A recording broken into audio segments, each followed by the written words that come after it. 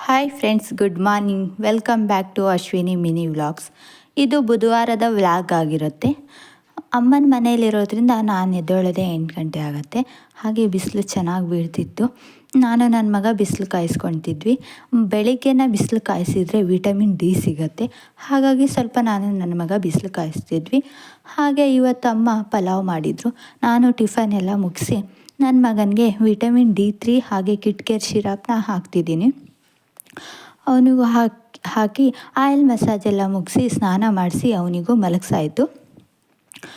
ಹಾಗೆ ನಾನಿವತ್ತು ನಮ್ಮ ಹಳ್ಳಿ ಕಡೆ ಬಾಣಂತಿ ಆರೈಕೆ ಹೇಗೆ ಮಾಡ್ತಾರೆ, ಯಾವ ಥರ ಊಟ ಕೊಡ್ತಾರೆ, ಎಷ್ಟು ತಿಂಗಳು ಬಾಣಂತಿ ಆರೈಕೆ ಮಾಡ್ತಾರೆ, ಹೇಗೆ ನೋಡ್ಕೊತಾರೆ, ಪ್ರತಿಯೊಂದನ್ನು ನಾನು ನನ್ನ ಯೂಟ್ಯೂಬ್ ಚಾನಲ್ನಲ್ಲಿ ಫುಲ್ ವೀಡಿಯೋನ ಹಾಕಿದ್ದೀನಿ. ಇಂಟ್ರೆಸ್ಟ್ ಇದ್ದರೆ ಚೆಕ್ ಮಾಡಿ. ಹಾಗೆ ಫಾಲೋ ಮಾಡೋದು ಮರಿಬೇಡಿ.